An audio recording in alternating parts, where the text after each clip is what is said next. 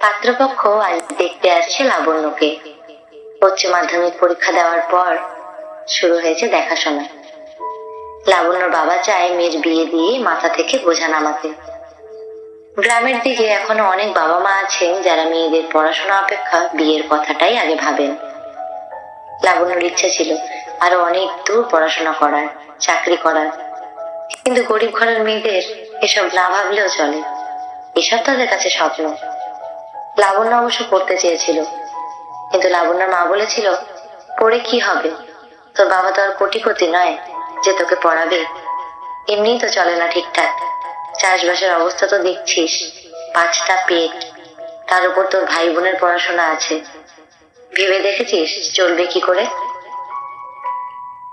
এরপর লাবণ্যর পড়াশোনা করা বিলাসিতা ছাড়া আর কিচ্ছু নয়।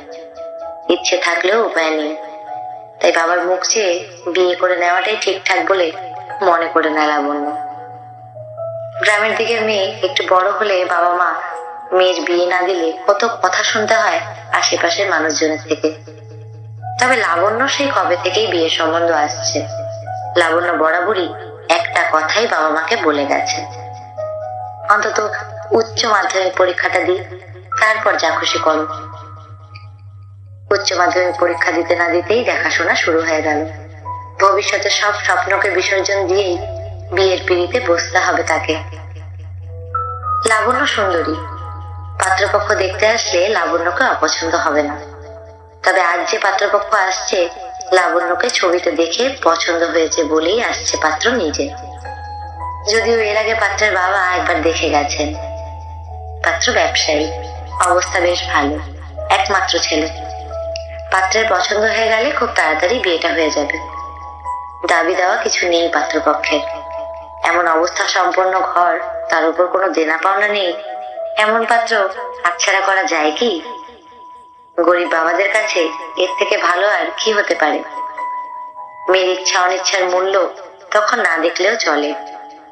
যাই হোক, যথাসময়ে পাত্র আসে। লাবণ্যকে দেখে পছন্দ হয় পাত্রের। তারপর পাত্র বলে, আমি আলাদা করে একটু কথা বলতে চাই আপনার মেয়ের সাথে, কোনো প্রবলেম নেই তো? লাবণ্যর বাবা বলে, না না, অসুবিধার কি আছে, আমার মেয়ে কিন্তু বাড়ির সমস্ত কাজকর্মই পারে, সেদিক থেকে তোমাদের চিন্তা নেই। হ্যাঁ হ্যাঁ, সে ঠিক আছে, তবুও আমার কিছু কথা আছে। হ্যাঁ বাবা, তোমরা আজকালকার ছেলে মেয়ে, কথা তো বলবেই। তারপর পাত্র নিজে লাবণ্যর সাথে আলাদা করে কথা বলে। প্রথমে নিজের পরিচয় দিয়ে বলে, আমি সমুদ্র, দু একটা কথা জিজ্ঞেস করার আছে। লাবণ্য বলে, হ্যাঁ বলুন।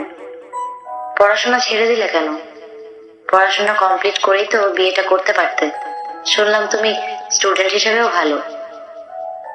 হ্যাঁ, ইচ্ছে ছিল আরো পড়ার। ইংরেজি আমার প্রিয় বিষয়, ইংরেজি নিয়ে অনার্স করবো ভেবেছিলাম, কিন্তু বাবা চায় আমার বিয়েটাই হোক। আমিও দেখলাম বাবার অমতে গিয়ে কিছু লাভ হবে না, তাই আর কি। এত তাড়াতাড়ি বিয়ে করার ইচ্ছে যখন নেই, তখন বিয়েটা করছোই বা কেন? আমি চাই তুমি পড়াশোনা করে নিজের কেরিয়ার তৈরি করো, বিয়েটা পরে করলেও হবে। না না, সেটা সম্ভব নয়, বাবা জানতে পারলে কষ্ট পাবে, আমি বাবার বিরুদ্ধে যেতে পারবো না।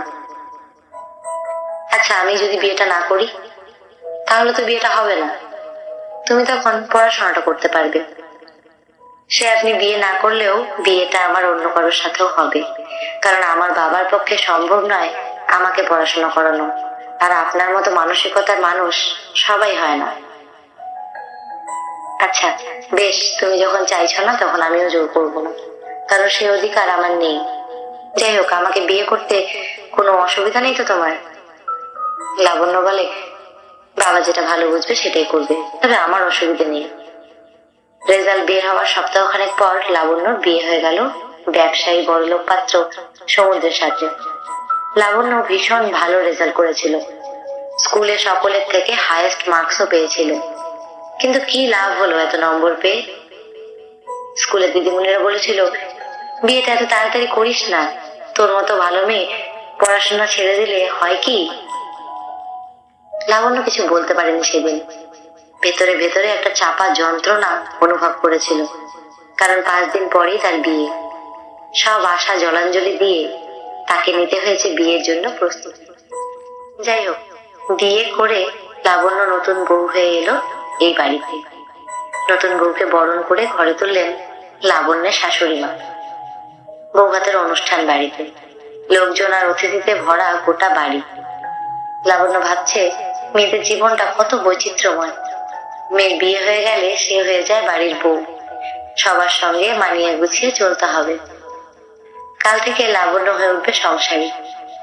এত বড় বাড়ি, এত মানুষজন, সবাই নতুন বউকে দেখতে আসছে, সবাই নতুন বউয়ের প্রশংসায় পঞ্চমুখ। লাবণ্য এমনিতেই সুন্দরী, তার উপর সবাই কি বলতে শুনছে, সমুর বউ তো বেশ সুন্দরী। ঠিক এটাই কি চেয়েছিল লাবণ্য? বোধহয় চায়নি, কিন্তু এখন এসব ভেবেও কিচ্ছু হবে না। সবকিছু ভুলে গিয়ে নতুন জীবনের স্বাদ নিতে হবে তাকে, আর এখন সেটাই করবে লাবণ্য। আজ লাবণ্যর বউ ভাত।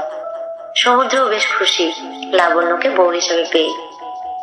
লাবণ্য শাশুড়ি মা ছেলেকে ডেকে বলে, সমু বৌমাকে নিয়ে ওপরে চলে আয়, সব রেডি হয়ে গেছে, ভাত কাপড়ের অনুষ্ঠান শুরু হবে। ভাত কাপড়ের অনুষ্ঠানটা একটা বড় রীতি, স্বামী হিসেবে একজন স্ত্রীর দায়িত্ব নেওয়া। সমুদ্র লাবণ্যকে নিয়ে ওপর ঘরে আসে, সবাই তখন উলুধ্বনি দিচ্ছে। সমুদ্র লাবণ্যকে বলে, এই ঘরটা তোমার। লাবণ্য দেখছে ঘরটার দরজা বন্ধ করা আছে, দরজার মাথায় বড় বড় করে লেখা লাবণ্য সংসার। লাবণ্য শাশুড়ি মাও বলে, বৌমা এই ঘরটা তোমার নিজের, তোমার সংসারের যাবতীয় জিনিস সব ওখানে আছে, ঘরে ঢুকে দেখে নিও সব ঠিকঠাক আছে কিনা। লাবণ্য ভাবে, এ আবার কি অনুষ্ঠান, ভাত কাপড়ের অনুষ্ঠান এমন কেন? লাবণ্য দরজা খুলে ভিতরে ঢুকে সত্যি অবাক হয়। নিজের চোখে যা দেখছে তার বিশ্বাস করতেই পারছে না। এ তো স্টাডি রুম, একটা টেবিল, চেয়ার, একটা ল্যাপটপ, ছোট একটা আলমারি, তাতে ইংরেজি সাহিত্যের কিছু বই, এছাড়া কিছু গল্প বই, সুন্দর করে সাজানো গোছানো আরো কত কিছু। লাবণ্য ভাবতে পারছে না এটা স্বপ্ন না সত্যি, এভাবে কেউ করতে পারে। আনন্দে আত্মহারা লাবণ্য। তারপর সমুদ্র লাবণ্যের দিকে তাকিয়ে বলে, খুশি তো? আমি ভাষাহীন। মনে আছে লাবণ্য, তোমাকে দেখতে গিয়ে পড়াশোনার জন্য বারবার বলেছিলাম, তুমি সেদিন না বলেছিলে।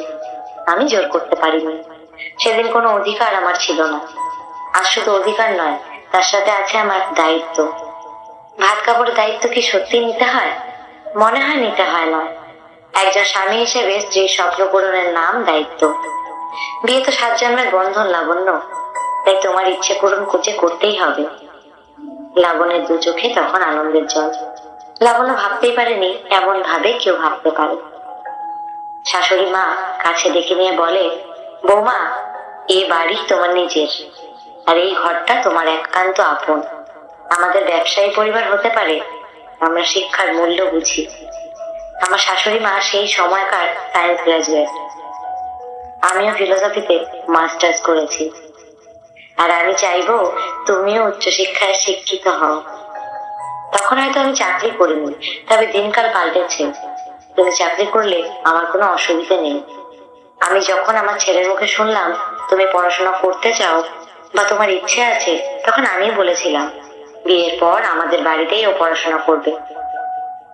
বিয়ের কথাবার্তা মিটে যাওয়ার পর তোমাকে জানাতেও বলেছিলাম। সমু বলল, মা ওটা সারপ্রাইজ থাক, ওই দায়িত্বটা আমার উপর ছেড়ে দাও। আমাদের বাড়িতে পা রেখেই জানতে পারবে সবটুকু, তার আগে নয়।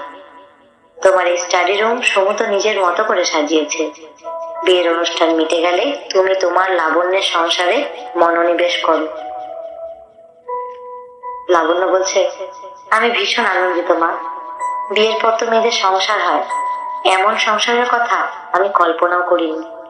আমরা মেয়েরা যখন একটা বাড়িতে হেরে যাই, তখন আরো একটা আমাদের বাড়ি থাকে যেখানে এসে আমরা জিততে পারি। যখন দুটো বাড়ি থেকে সহযোগিতা করা হয়, তখন আমরা জিতেই যাই। আর যখন দুটো বাড়ি থেকে সহযোগিতা করা হয় না, তখন আমরা হেরে যাই। মনের জোর থাকলেও হয় না, শুধু আপনাদের মতো মানুষও দরকার, যাদের সহযোগিতা আর ভালোবাসায় আমরা নতুন করে বাঁচতে পারি, নতুন করে জেগে উঠতে পারি। শুধু সহযোগিতার হাত নয়, ভরসা করার মতো কাজটাও খুব প্রয়োজন। আমার মতো অনেক লাবণ্য আছে যারা এমন সংসার পায়নি। আমিও চাই আমার মতো সকল মেয়ের সংসার যেন লাবণ্যের সংসার হয়ে ওঠে।